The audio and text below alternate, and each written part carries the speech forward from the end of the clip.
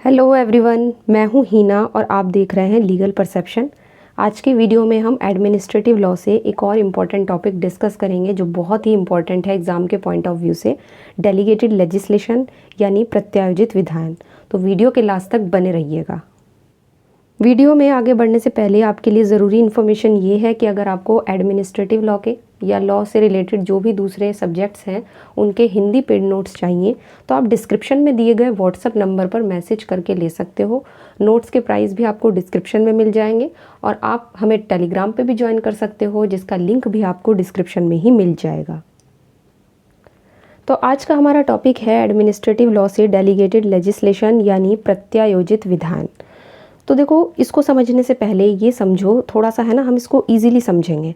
तो देखो, कंट्री में गवर्नमेंट के 3 ऑर्गन होते हैं, मतलब सरकार के 3 स्तंभ, 3 पिलर्स होते हैं, जिसमें सबसे पहली है विधायिका यानी लेजिस्लेचर, दूसरी है कार्यपालिका यानी एग्जीक्यूटिव और तीसरी है न्यायपालिका यानी जुडिशरी। अब यहाँ पे लॉ बनाने का काम लेजिस्लेचर का होता है और उन कानूनों को, जो लॉ बनाया गया है, जो कानून बनाए गए हैं, उनको लागू करने का काम किसका होता है? कार्यपालिका का। इसी तरीके से उन कानूनों की व्याख्या करने का काम किसका होता है? न्यायपालिका का। तो तीनों के काम अलग अलग होते हैं। ठीक, ये पहले भी हम डिस्कस कर चुके हैं कि कानून बनाता है विधायिका, उनको लागू करता है कार्यपालिका और उनकी व्याख्या की जाती है न्यायपालिका के द्वारा। अब ये सब चीज़ें समझने के बाद यहाँ पर कुछ चीज़ें और भी हमारे लिए इम्पॉर्टेंट हो जाती हैं जो हमें जाननी है। जैसे सबसे पहले यहाँ पे हम देखेंगे कि डेलीगेटेड लेजिस्लेशन होता क्या है इस वर्ड का मतलब। ठीक, तो यहाँ पे क्या होता है, जैसे कि लॉ बनाने का काम लेजिस्लेचर का होता है, विधानमंडल का होता है। या जैसे पूरे देश के लिए कानून कौन बनाता है? हमारी पार्लियामेंट। और हर स्टेट के लिए अलग अलग होता है विधानमंडल। लेकिन अगर लेजिस्लेचर के अलावा कोई और अथॉरिटी भी लॉ बनाती है तो वो इसलिए बनाती है क्योंकि लॉ बनाने की पावर लेजिस्लेचर ने उस अथॉरिटी को डेलीगेट यानी प्रत्यायोजित कर दी है। यानी जब लेजिस्लेचर के अलावा कोई और ऑर्गन लॉ बनाता है, क्योंकि लेजिस्लेचर ने उस ऑर्गन को पावर दी है कि वो लॉ बनाए, तो उसे बोलते हैं डेलीगेटेड लेजिस्लेशन। यहाँ तक की चीज़ें क्लियर हो गई होंगी कि डेलीगेटेड लेजिस्लेशन किसे कहते हैं। जैसे आमतौर पर कानून बनाने का काम विधायिका का है, बट अगर किसी कारण से विधायिका कानून नहीं बनाती है, वो अपने उस कानून बनाने की पावर को किसी और ऑर्गन को यहाँ पे ट्रांसफ़र कर देती है या डेलीगेट कर देती है, हम ये कह सकते हैं, तो उसको बोला जाएगा डेलीगेटेड लेजिस्लेशन। जो वो ऑर्गन लॉ बनाएगा या जो भी वो लेजिस्लेशन बनाएंगे। अब यहाँ पे हम अगर सीधे तौर पे बात करें तो देखो, आमतौर पे क्या होता है कि लॉ बनाने का कार्य, जैसे कि मैंने बताया, कि विधायिका का होता है। लेकिन जब उसके ऊपर काम का बर्डन बहुत ज़्यादा बढ़ जाता है तो वो क्या करती है कि लॉ बनाने की पावर जो है वो कार्यपालिका को या किसी और बॉडी को दे देती है, उसको डेलीगेट कर देती है। हालांकि कार्यपालिका का काम क्या है? कानूनों को लागू करना, है ना। तो उनके द्वारा ही जब कानून बनाया जाता है तो उसको डेलीगेटेड लेजिस्लेशन कहते हैं। तो आई होप ये जो मीनिंग है ये आपको क्लियर हो गया होगा कि डेलीगेटेड लेजिस्लेशन का मतलब होता क्या है। अब ये जो डेलीगेटेड लेजिस्लेशन है, इसको एक और नाम से बुलाया जाता है, वो है सब ऑर्डिनेट लेजिस्लेशन। इसको सब ऑर्डिनेट लेजिस्लेशन भी कहते हैं। अब यहाँ पे हम सालमन की बात देख लेते हैं कि उन्होंने लेजिस्लेशन को देखो 2 पार्ट में डिवाइड किया है। किसने? सालमन ने। क्या कहते हैं सालमन? उन्होंने लेजिस्लेशन को 2 पार्ट में बांटा और कहा कि एक होता है हमारा सुप्रीम लेजिस्लेशन और एक होता है हमारा सब ऑर्डिनेट लेजिस्लेशन। जो सुप्रीम लेजिस्लेशन होता है वो कैसा होता है, ये समझो। सुप्रीम लेजिस्लेशन का मतलब जिसे स्टेट की सुप्रीम लेजिस्लेटिव अथॉरिटी बनाती है वो होता है सुप्रीम लेजिस्लेशन, मतलब सर्वोच्च विधायन। ठीक, और सेकंड उन्होंने बताया अधीनस्थ विधायन यानी सब ऑर्डिनेट लेजिस्लेशन। ये कैसा लेजिस्लेशन होता है? जब लॉ सुप्रीम अथॉरिटी के अलावा और कोई अथॉरिटी बनाती है, क्योंकि उस अथॉरिटी को सुप्रीम लेजिस्लेटिव अथॉरिटी ने पावर दी है लॉ बनाने की, तो उसको बोला जाता है सब ऑर्डिनेट लेजिस्लेशन यानी अधीनस्थ विधायन। तो 2 तरह के लेजिस्लेशन सालमन ने बताए, सर्वोच्च और अधीनस्थ। ठीक, और यहाँ पे इसको पढ़ने के बाद हम देख सकते हैं कि सब ऑर्डिनेट लेजिस्लेशन किसको बोला जाता है? प्रत्यायोजित विधायन यानी डेलीगेटेड लेजिस्लेशन को, क्योंकि वो लॉ बनाने की पावर विधायिका द्वारा कार्यपालिका को या किसी और बॉडी को डेलीगेट की गई है। और उस डेलीगेट की पावर के बाद जो लॉ बनाया जाता है या जो लेजिस्लेशन बनाया जाता है उसको बोला जाता है डेलीगेटेड लेजिस्लेशन। तो आई होप यहाँ तक की चीज़ें क्लियर हो गई होंगी। अब यहाँ पे जो है हम एक चीज़ देखेंगे, यहाँ पे एक लैटिन टर्म है या जिसको आप लैटिन सूत्र भी बोल सकते हो।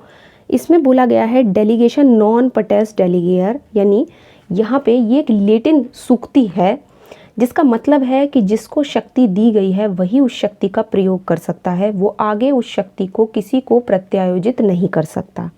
इसका मतलब ये है, मतलब जिसके पास पावर है वही उस पावर का यूज़ कर सकता है, वो आगे उस पावर को किसी को डेलीगेट नहीं कर सकता है, ऐसा इसका मतलब है। तो जब भी आपके सामने ये चीज़ आती है, ये वाला लैटिन टर्म आ जाए, तो आप समझ जाना कि ये डेलीगेटेड लेजिस्लेशन से डील करता है। और बेसिकली डेलीगेटेड लेजिस्लेशन जो है वो क्यों बनता है, उसके क्या रीजंस हैं, क्या ज़रूरत पड़ती है कि विधायिका को अपनी जो पावर है वो डेलीगेट करनी पड़ती है एग्जीक्यूटिव को या फिर किसी और बॉडी को, तो वो अब हम आगे डिस्कस करेंगे उसके रीजंस के बारे में। लेकिन डिस्कस करने से पहले थोड़ा सा इसका मीनिंग एक बार और देख लेते हैं। सिंपल मीनिंग है, जैसे कि मैंने बताया, चाहो तो नोट डाउन कर सकते हो कि कार्यपालिका या किसी अन्य निकाय द्वारा विधायन ही, बनाया गया विधायन ही यहाँ पे प्रत्यायोजित विधायन कहलाता है। अब हम डिस्कस करेंगे कि प्रत्यायोजित विधायन की उत्पत्ति के कारण या फिर reasons for the growth of delegated legislation, यानी क्यों ज़रूरत पड़ी डेलीगेटेड लेजिस्लेशन की, या इसके ओरिजिन होने के क्या रीजंस रहे हैं जिस कारण विधायिका ने अपनी पावर, लॉ बनाने की जो पावर है वो डेलीगेट की किसी अदर बॉडी को। तो सबसे पहले बात करेंगे संसदीय समय का अभाव, प्रेशर अपॉन पार्लियामेंट्री टाइम। तो इसका मतलब क्या है, तो देखो यहाँ पर कई सारे रीज़न्स हैं जिनको हम एक एक करके डिस्कस करेंगे। सबसे पहला रीज़न है कि जब संसद पे काम का बोझ बहुत ज़्यादा बढ़ जाता है ना। संसद जो है वो विदेश नीति और दूसरे राजनीतिक बातों में इतनी ज़्यादा व्यस्त रहती है कि उसे इतना भी टाइम नहीं मिल पाता कि वो कोई सोशल लेजिस्लेशन बनाए। तो इस कारण जो विधानमंडल है, जो लेजिस्लेचर है, वो मोटे तौर पर नीतियों के क्रियान्वयन के लिए, मतलब जो वो पॉलिसीज़ बनाती है उनके इम्प्लीमेंटेशन के लिए कुछ सप्लीमेंट्री लॉज बनाने का काम जो है वो किसको दे देती है, गवर्नमेंटल डिपार्टमेंट्स को सौंप देती है, जो भी सरकारी विभाग होते हैं। इसलिए प्रशासनिक जो हमारा प्रत्यायोजित विधायन है वो समय की ज़रूरत के साथ पनप रहा है। तो ये भी रीज़न है एक प्रत्यायोजित विधायन के ओरिजिन का, या इसके डे टू डे जो भी इसका डेवलपमेंट हो रहा है उसका। नेक्स्ट है विषय वस्तु का तकनीकी स्वरूप, यानी टेक्निकल सब्जेक्ट मैटर। अब देखो जो भी लेजिस्लेशन होते हैं वो कुछ ऐसे होते हैं कि उनका जो स्वरूप होता है उनका अगर हम देखें तो उनमें तकनीकी कुछ चीज़ें होती हैं, कुछ टेक्निकल चीज़ें होती हैं जिनके लिए एक्सपर्ट्स का होना बहुत ज़रूरी होता है। और विधानमंडल जो है वो राजनीतिक व्यक्तियों से गठित होता है, उसमें सारे पॉलिटिकल लोग होते हैं जिन्हें कुछ खासी ऐसी समस्याएं उनके सामने आ जाती हैं, ऐसी प्रॉब्लम्स आ जाती हैं जिनके बारे में उनको नॉलेज नहीं होती है। जैसे आज के टाइम की अगर हम बात करें तो कई सारे ऐसे क्षेत्र हैं, कई सारे ऐसे एरियाज़ हैं जहाँ पर बहुत सारे टेक्निकल और जिनमें बहुत ज़्यादा एक तरीके से कहते हैं कि एक्सपर्ट की नॉलेज की ज़रूरत पड़ती है। जैसे कि हम स्पेस की बात कर लें, एटॉमिक एनर्जी की बात करें, या फिर सिंपली एनर्जी की बात करें, तो इसी तरीके के कुछ ऐसे विषय होते हैं, कुछ ऐसे सब्जेक्ट्स होते हैं। तो ऐसे मामले में क्या होता है कि उन्हें पूरी तरीके से तो नहीं जाना जा सकता ना, वहाँ पे तो एक्सपर्ट्स की ज़रूरत पड़ेगी ही पड़ेगी। तो यहाँ पे ऐसा इसलिए होता है कि वो जो सब्जेक्ट होते हैं वो कुछ ऐसी बॉडी को या ऐसे ऑर्गन्स को यहाँ पे ट्रांसफ़र कर दिए जाते हैं जिससे कि वो उस चीज़ को समझकर उन पर अच्छे से लॉज बना सकें। नेक्स्ट आता है लचीलापन, यानी कि फ्लेक्सिबिलिटी। तो आने वाले समय की ज़रूरतों के हिसाब से या इमरजेंसी के हिसाब से उनका सामना करने के लिए डेलीगेटेड लेजिस्लेशन और ज़्यादा यहाँ पे सुविधाजनक है। अगर मान लो कोई एक्ट है और उसमें आए दिन बदलाव किया ही जाता है ना, कोई भी एक्ट है उसमें आए दिन, जैसे कि सोसाइटी में चेंजेस हो रहे हैं, तो सोसाइटी में चेंजेस होने के साथ साथ ही उस एक्ट में, उस कानून में भी बदलाव की ज़रूरत महसूस होती है। तो अगर मान लो कोई लॉ बन गया तो ऐसा तो है नहीं कि एक बार बन गया तो उसमें कोई चेंजेस नहीं होंगे, तो उसमें फ्लेक्सिबिलिटी होनी बहुत ज़रूरी है जिससे कि उसे टाइम टू टाइम उसको बदला जा सके, उसमें अमेंडमेंट किए जा सके। तो उसमें समय बहुत ज़्यादा लग जाता है। लेकिन अगर मान लो कोई रूल बनाए गए हैं, कुछ रेगुलेशंस बनाए गए हैं, वो मान लो उनमें कुछ कमी नज़र आए, दोषपूर्ण होती है, तो उसको ईजिली चेंज किया जा सकता है अगर उसमें फ्लेक्सिबिलिटी है। तो यही चीज़ देखी जाती है कि वो फ्लेक्सिबिलिटी भी कहीं ना कहीं यहाँ पे रीज़न बन गया है डेलीगेटेड लेजिस्लेशन की ग्रोथ का, जिससे डेलीगेटेड लेजिस्लेशन जो है वो टाइम टू टाइम इतना डेवलप होता जा रहा है। नेक्स्ट है आपात स्थिति, यानी कि इमरजेंसी। अब देखो जब भी कभी कोई इमरजेंसी होती है तो उसमें तुरंत और निर्णायक कार्यवाही करना, मतलब तुरंत उसमें कोई भी प्रोसीडिंग करना, कोई भी कार्यवाही करना वो ज़रूरी हो जाता है अगर इमरजेंसी की सिचुएशन है तो। और साथ ही साथ उसे कॉन्फिडेंशियल भी रखना होता है, उसे गुप्त रखना होता है। ऐसा तो नहीं है कि हर चीज़ एक्सपोज कर दी जाएगी। तो विधानमंडल के द्वारा लॉ बनाने में ये पॉसिबल नहीं हो पाता, इसलिए वो क्या करती है कि कार्यपालिका को ऐसी सिचुएशन से निपटने के लिए पावर डेलीगेट कर देती है। और डेलीगेटेड लेजिस्लेशन जो है वो सरकार को इमरजेंसी की सिचुएशन से जल्दी से निपटने का मौका देता है, जिसका लेजिस्लेशन बनाते समय पार्लियामेंट पहले से ही अनुमान नहीं लगा पाती है। तो इमरजेंसी सिचुएशन भी इसका एक रीज़न रही है। नेक्स्ट है एक्सपेरिमेंट्स, जिसको बोलते हैं प्रयोगात्मक कार्य। अब होता क्या है कि डेलीगेटेड लेजिस्लेशन जो है वो सिंपल लेजिस्लेशन से, यानी कि जो नॉर्मली लेजिस्लेशन बनाए जाते हैं, नॉर्मली विधान बनाए जाते हैं, उनकी अपेक्षा ज़्यादा फ्लेक्सिबल भी होता है और आसानी से इसको अमेंडेड भी किया जा सकता है, मतलब इसमें अमेंडमेंट भी किया जा सकता है, इसको बदला जा सकता है ईजीली। और परिस्थितियों के अकॉर्डिंग इसमें प्रयोग का अवसर ज़्यादा होता है, इसमें एक्सपेरिमेंट्स का मौका ज़्यादा मिलता है। नेक्स्ट है स्थानीय विषय, यानी कि लोकल सब्जेक्ट्स। अब ये भी कहीं ना कहीं रीज़न रहा है डेलीगेटेड लेजिस्लेशन की ग्रोथ का। देखो, कुछ सब्जेक्ट्स ऐसे होते हैं जिन पर कानून बनाने के लिए ये ज़रूरी हो जाता है कि जो उस कानून से लोग गवर्न होने वाले हैं, जो उससे शासित होने वाले हैं, वो भी कानून बनाने में हिस्सा लें। अब ये सब्जेक्ट्स ऐसे होते हैं जो किसी पर्टिकुलर प्लेस या पर्टिकुलर कम्युनिटी या प्रोफेशन से डील करते हों।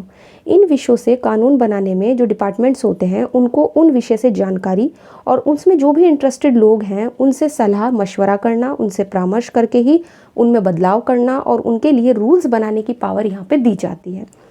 तो ये सारे के सारे जितने भी रीजंस हमने पढ़े, ये कहीं ना कहीं जिम्मेदार हैं डेलीगेटेड लेजिस्लेशन की ग्रोथ के लिए।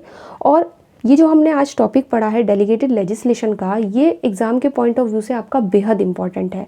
जब आप कॉन्स्टिट्यूशन पढ़ते हो तो वहाँ पे भी हम डेलीगेटेड लेजिस्लेशन पढ़ते हैं, और जब हम एडमिनिस्ट्रेटिव लॉ पढ़ते हैं तो यहाँ पे भी हम डेलीगेटेड लेजिस्लेशन पढ़ते हैं। अब अगर सिंपल तौर पे बात करूँ कि डेलीगेटेड लेजिस्लेशन होता क्या है, तो बहुत ही सरल शब्दों में डेलीगेटेड लेजिस्लेशन का मतलब है लॉ एंड ऑर्डर के द्वारा रूल या रेगुलेशंस बनाना, वो भी किसी सब ऑर्डिनेट अथॉरिटी के द्वारा, किसी अधीनस्थ प्राधिकारी के द्वारा। ठीक, तो आई होप आज की वीडियो आपको अच्छी लगी होगी और समझ आ गया होगा कि प्रत्यायोजित विधायन कहते किसे हैं, इसका मीनिंग क्लियर हुआ। साथ ही वो रीज़न्स हमने पढ़े कि क्या रीज़न रहे जो इसकी ग्रोथ के लिए ज़िम्मेदार हैं। तो आज की वीडियो में इतना ही। वीडियो अगर अच्छी लगी है इसको लाइक कीजिए, शेयर कीजिए, चैनल पर नए हैं तो इसको सब्सक्राइब कर लीजिए। और आने वाले दिनों में हम एडमिनिस्ट्रेटिव लॉ के और भी कई सारे टॉपिक्स कवर करने वाले हैं, तो चैनल पे जुड़े रहिएगा। और चाहो तो हमें टेलीग्राम पे ज्वाइन कर सकते हो, जिसका लिंक आपको डिस्क्रिप्शन में मिल जाएगा। तो आज की वीडियो में इतना ही, मिलते हैं नेक्स्ट वीडियो में।